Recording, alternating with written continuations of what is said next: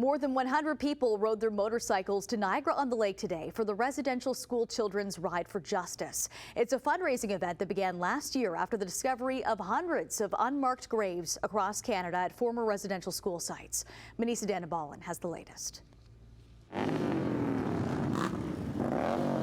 Dozens of bikers rode in showing their support.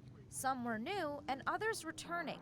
But they all feel it's important to remember the children who died in residential schools. I grew up knowing Canada to be such a positive role model in the world, and to hear something like that really shook my core values. So it was like, to do something positive for such a negative thing that had happened in the past. If it means I get to ride my motorcycle and get more money raised and help the movement grow, then I will do whatever it takes. It's a great camaraderie.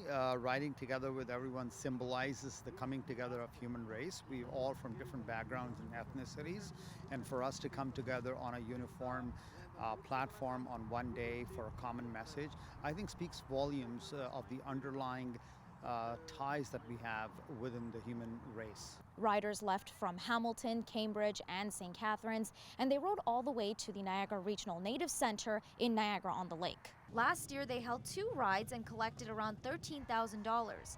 The organizer says the goal is to raise money and to make sure no one forgets. It's sort of been very quiet since the initial uproar, and we want to make sure that it stays in people's minds. And I think it's important for us to acknowledge the resilience, and there's so much focus on the bad things that happen to Indigenous people, but if we look around, we see the strength, we see the fight, we see that we are still here, we are speaking our languages, we are teaching our lessons, we are raising our children, we are singing our songs, and that gives me hope.